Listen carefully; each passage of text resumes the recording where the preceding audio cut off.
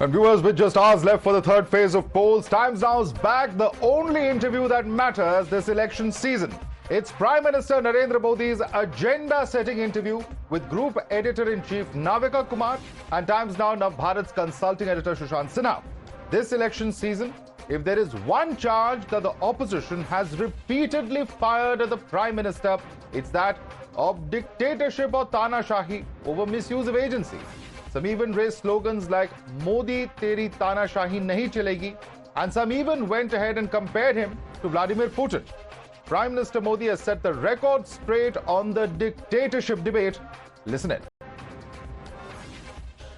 विपक्ष के नेता जेल में पड़े थे, कितने लोग पड़े थे, कितने समय पड़े थे, क्या कारण से पड़े थे, सरकारें कितनी गिराई, हिसाब लगाओ, हमारे काम में हिसाब लगाओ। नौसेना के जहाज लेकर के पिकनिक मनाते थे, बताइए कौन सी डेमोक्रेसी थी। आर्टिकल 356 का 100 बार दुरुपयोग किया गया। हम ये जो शहर है ना, इसी का कारण है कि हम पूरी तरह डेमोक्रेट है, हमारे रगों में डेमोक्रेसी है। वरना जो गालियां पड़ रही है, जिस प्रकार का जुल्म हम पर हो रहा है, चुपचाप सहते जा रहे हैं, मजबूरी नहीं है जी। दुनिया की सबसे बड़े लोकतंत्र का पूर्ण बहुमत के साथ 10 साल से शासन, बेदाग सरकार, 13-14 साल का राज्य का मुखिया के रूप में शासन, 23 साल का लंबा जीवन, एक दाग नहीं लगा है। उसके बावजूद भी ये जितनी गाली गलौज को एक आदमी सह रहा है, एक शब्द बोले भी ना सह रहा है, इससे बड़ी डेमोक्रेसी का पूरा प्रूफ क्या हो सकता है? Oh, listening to reactions coming in from opposition parties who claim that central agencies are being misused, especially during Lok Sabha polls. Listen in. First of all, if our learned Prime Minister Mr. Modi says that the oppositions are lying, nothing can be a bigger lie than this. Because who knows who the liar is? The country knows, the entire country knows who the liar is. So far the central agency usage is concerned, it is obvious by some data given by the central government itself that before BJP came into power, usage of central agencies against the opposition was 60%, and now usage of central agencies against the opposition is 95% across the countries. And that too during the election process it has enhanced like anything. So Mr. Modi ji, you are a Prime Minister, people don't expect you to tell a blatant lie. All right, let's take this across to our guest. Joining us with us is Shehzad Poonawalla, national spokesperson of the BJP. Dr. Anand Ranganathan, author, is with us. Joining us on the show also is Salem Dharnidharan, spokesperson of DMK. Mohammad Tariq Khan is spokesperson of the Samajwadi Party. But Kamruzaman Chaudhary, would you like to respond to the Prime Minister, in fact, reacting to the democracy or the dictatorship charge, democracy under threat charge, saying that democracy runs through our veins. Otherwise, the kind of abuses that are hurled, the kind of zulm they inflict upon us, we are silently enduring it. Your response to what the Prime Minister has said? या माधव, हम क्या बोले, हम तो तू मैं वाले हैं according to our Prime Minister coming from the opposition benches to your Times Now studios. So that's an example of where the country is headed out to. If you cannot as a Prime Minister listen to the voices of dissent, like I am here to show you the mirror, Mr. Prime Minister, not to throw you out of your chair until the people of this country want us to. But you call us tu मैं करने वाले. This is the height of the language that the Prime Minister of India speaks. I'm sorry about it. Now coming to your questions out here. You know, anything and everything that Narendra Modi ji and his government has done over the last 10 years, my first charge will be that he has helped crony capitalism to the hilt. Let me just cite you 2 examples out here. First example, let me cite you about the Zakir Naik episode. Whoever Zakir Naik is and was, I'm not concerned about it. He's been banned by my country and I'm accepting the decision. Now what did Narendra Modi government do? It banned the import of palm oil from Malaysia. Now who helped? What happened? Who was helped by this decision? It was Adani's Fortune Oil.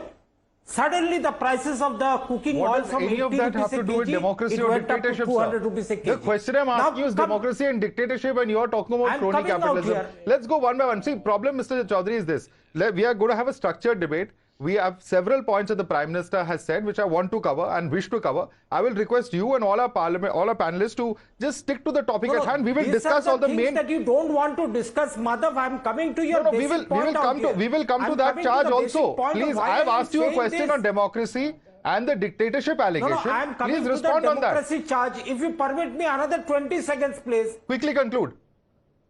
In the democracy charge, now you see, on the democracy charge, now you see, more than 150 MPs of the opposition benches have been expelled from the parliament, and numerous bills have been passed in the last Lok Sabha and the Rajya Sabha without even a single minute of discussion in the parliament. Now you call that a democratic tradition? Okay. अरे इस बार लोकसभा में bill pass नहीं हुआ. Point taken, sir.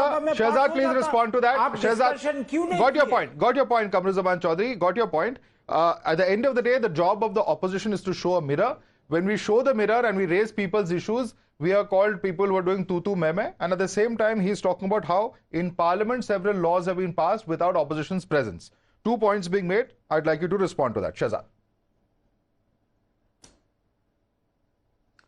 Madhav, first, let me just take 10 or 15 seconds to compliment both Sushant and Navika, of course, for the extensive and comprehensive discussion they've had with the Prime Minister. And if I could just sum up, he spoke of delivery of his government. He spoke of delivery on Mehengai and issues like Rozgar. He busted fakery on a lot of issues, including democracy khatre mein hai. He gave clarity on issues like constitution badlega ya nahi badlega, and he gave a roadmap for the future, and I compliment both Navika and Sushant for that. Now let me come to some issues that have been addressed in this debate. You know, Madhav, this Tutu Meme panelist, when he was saying that, there is a jamaat of people that even if the facts are right in front of them, they are not willing to accept. That's what he meant. For instance, Anand Ranganathan is there on the panel today, and he will tell you, and I'm sure he'll tell you the next point, that today a person has been hounded by West Bengal police only for sharing a meme of Mamata Banerjee. For 11 years, one person faced a case because he shared a Facebook cartoon of Mamata Banerjee. They are talking about democracy today. Today, when Article 370 has been abrogated, first time democracy is being tasted by the Dalit Samaj, the Valmiki Samaj, for whom they say Jai Bhim, Jai Bhim. Mr. Kamruzaman Chaudhary, at least listen to Prime Minister. Please, please, Mr. Kamru. Please, Mr. Kamru. At least for the sake. I have only one question for Kamruzaman Chaudhary. Kamru ji, आप जय भीम और जय meme करते हैं ना, हालांकि आपकी preference for one is more than the other.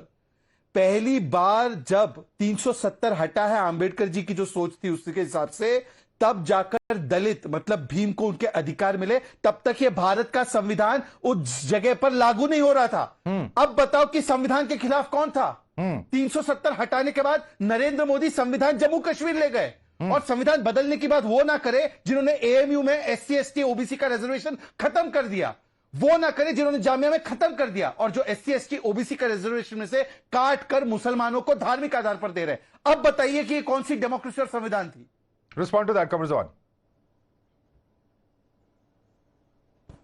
The blatant lie of the BJP ecosystem is that there is a reservation being provided to the Muslims in this country. If a Dhobi Muslim gets a reservation under the OBC category, a Dhobi Hindu gets the reservation under the scheduled caste category. What's wrong in this?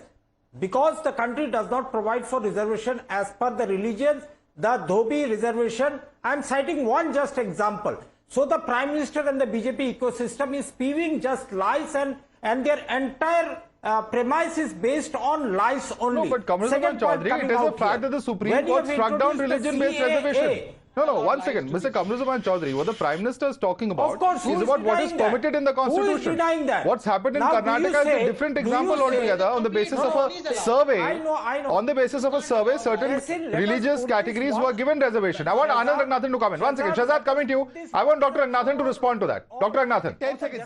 Yes, Madhav, this is the issue. You see, I have no problem in Kamruji having a free speech. And of course he must, now Kamruji, please don't interrupt. I am listening very patiently to you.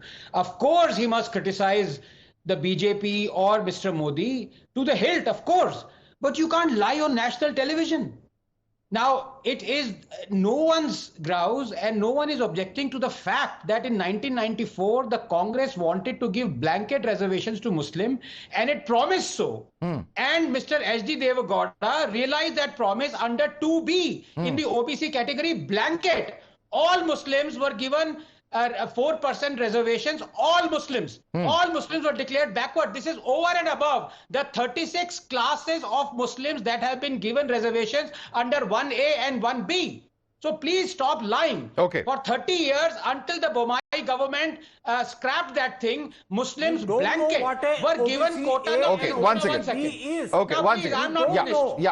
One second. Okay, Anand, conclude your point. I have to go across to point number 2. There's a second issue that I want to debate. Please conclude your point, Anand. Can I please conclude my point? Can I please conclude my point? Thank you.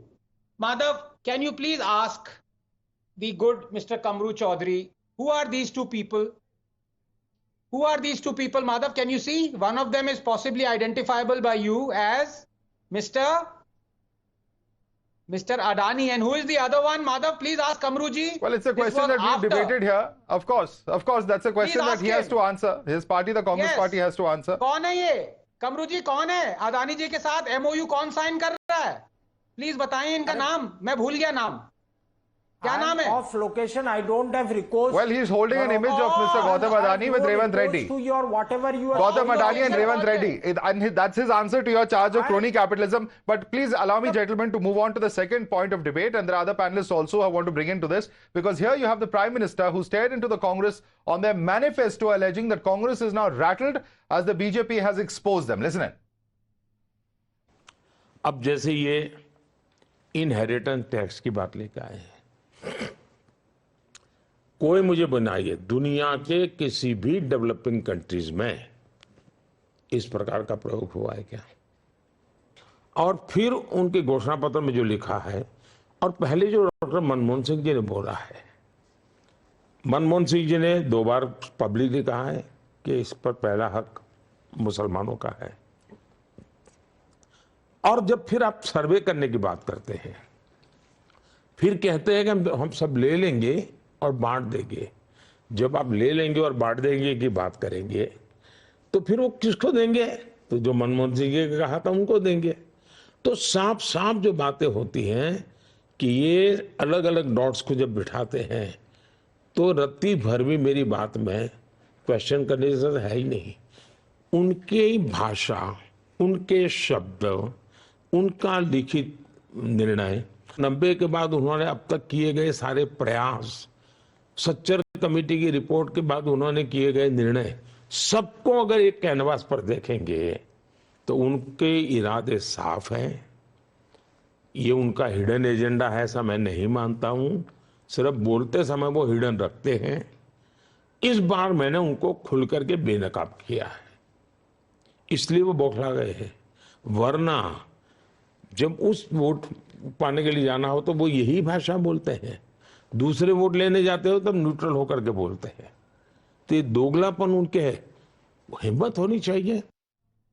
All right, however, Congress continues to attempt to douse the fire ignited by the idea of wealth redistribution. The Grand Old Party once again reiterated that Congress's manifesto doesn't mention any community. There is no truth in this. Congress Party's manifesto does not mention any community. It talks of SC, ST, women, youth, workers, all kinds of sections of population. We talk of 140 crore people. We don't talk of any section of people. Everybody needs to benefit by the policies of Government of India. And Rahul ji is continuously saying that whatever we are promising is to the whole country. It's to not any section of population. It is Rajiv Gandhi who abolished estate duty. And this is way back in 85, 86. If Mr. Sam Petroda or anybody for that matter, sitting abroad, gives his suggestion, how does it become a manifesto of the Congress Party? He is neither a member of the manifesto committee.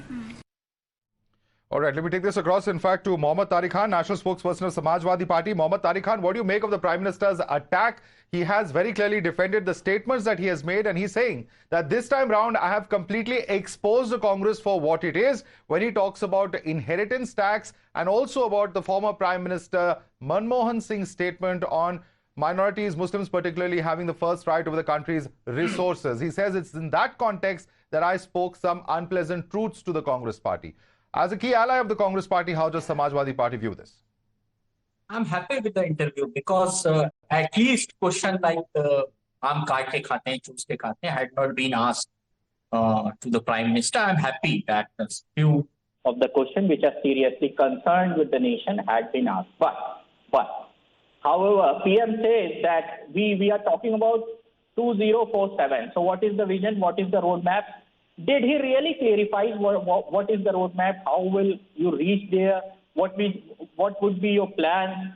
Nothing, zero. We should talk about that. Point number one. Point number two, Sinha, your finance minister, advocated 55%. Sinha advocated 55%. State Minister for Finance, 55% inheritance tax should be there. He advocated it. So, and P. Chidambaram as well, I am including both of them. I'm not talking about one-sided thing. These two advocated inheritance tax.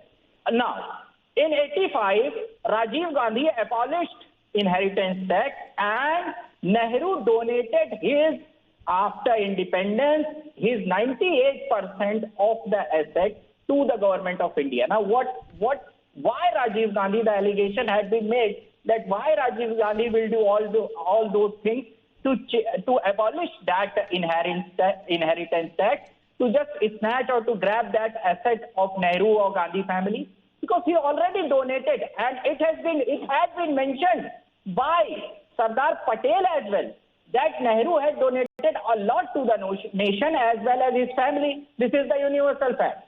Point number one. So there is no need to raise these type of questions. And what Prime Minister has said कि media दबाव में रहता है, आप लोगों के ऊपर दबाव है क्या? Means this is just something to laugh a lot about. मतलब आपके ऊपर कौन सा दबाव है? आप कौन सा दबाव में रहते हैं कि मीडिया सवाल पूछे?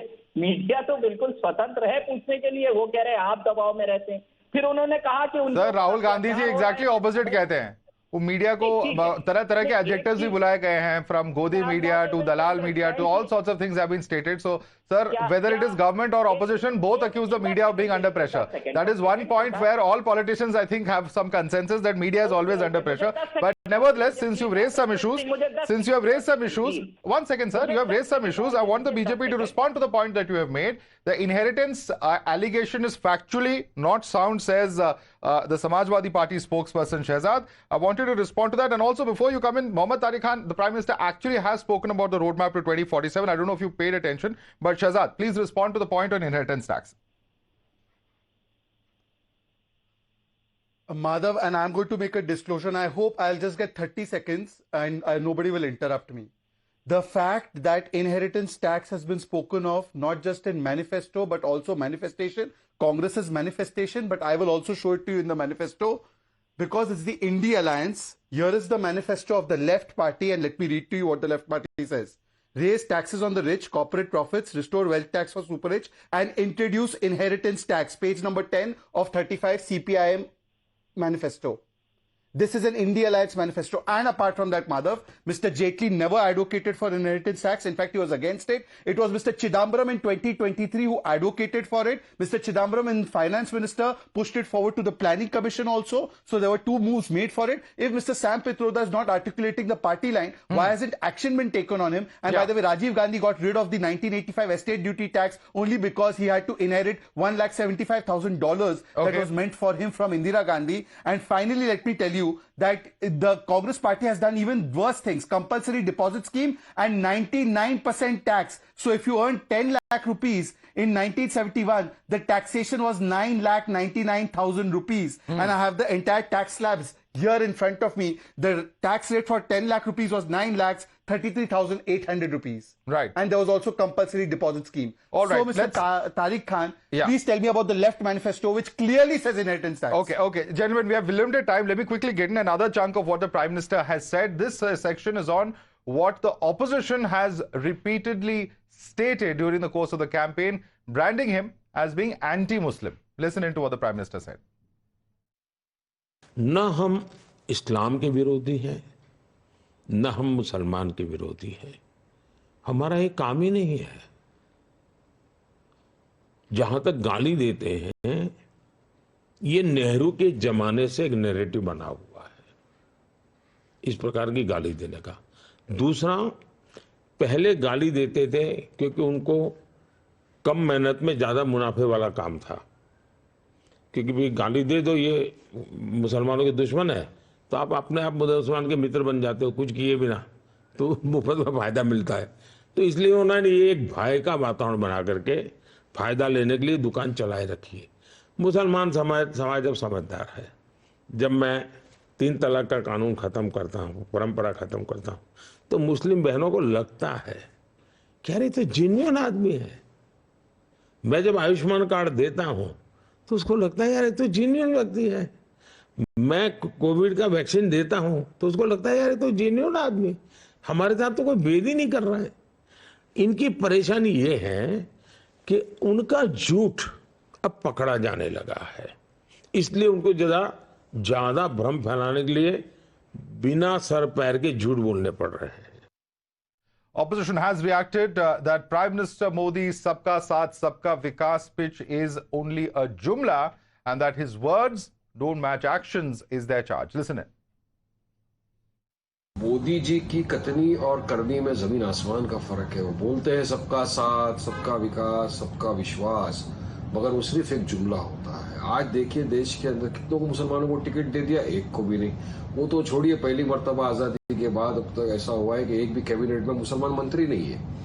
और अभी मोदी जी बात करते हैं सबके साथ की, और राजस्थान में खड़े रह के मन से बोलते हैं कि मुसलमान घुसपैठिया है। अरे हम घुसपैठिए हैं क्या?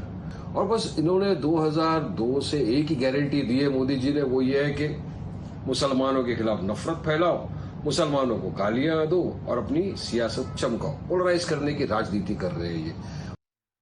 All right, let's go right across to our panelist now. Selam Dhanidharan is with us, spokesperson of the DMK. Selam Dhanidharan, your response to what the Prime Minister has said, that Muslim community is now aware that a number of reforms have been brought in and there's no question of discriminating against anyone on the basis of religion. It is only reservation that he has specifically spoken about. Your response?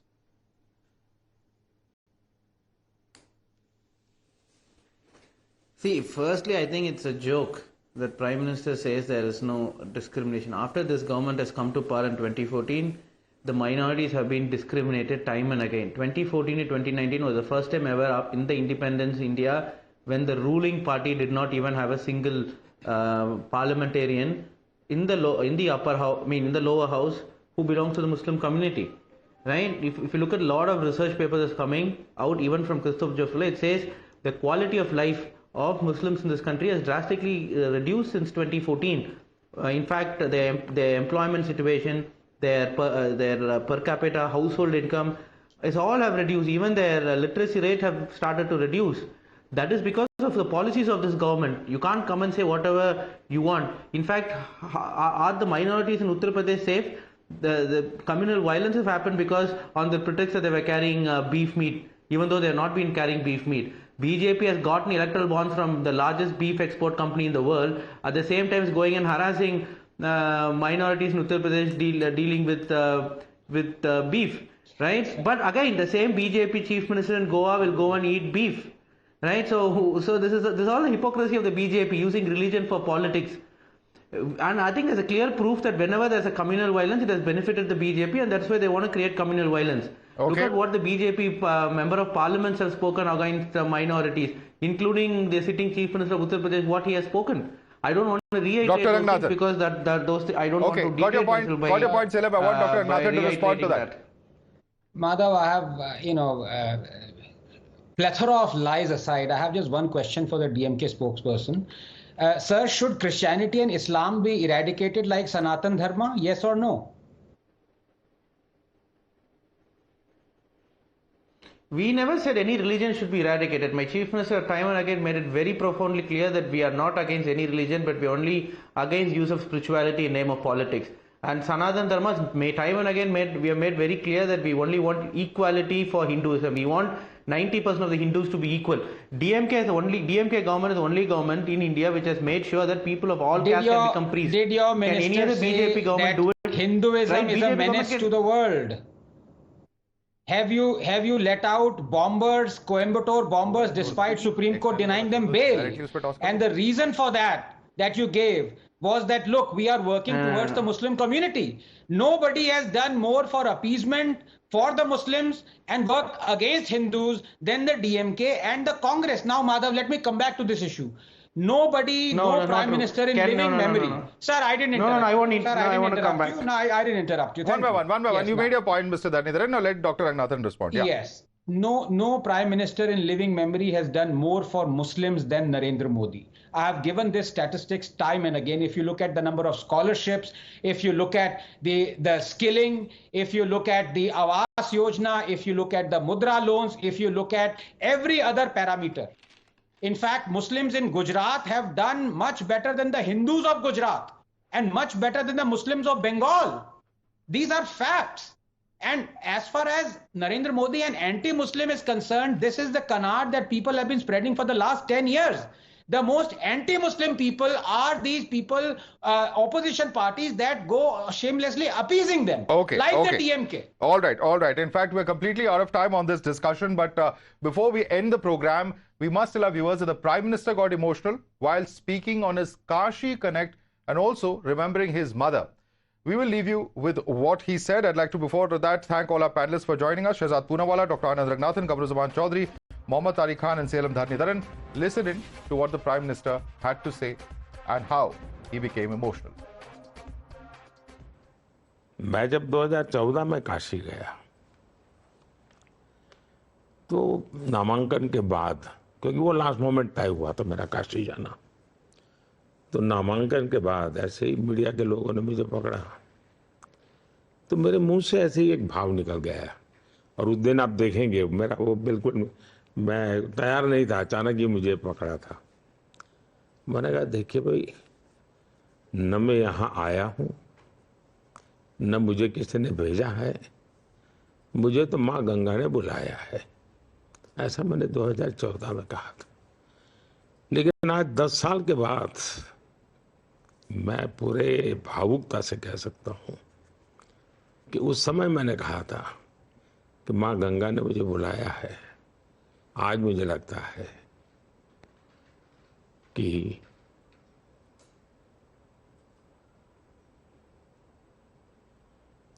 माँ गंगा ने मुझे गोद लिया है।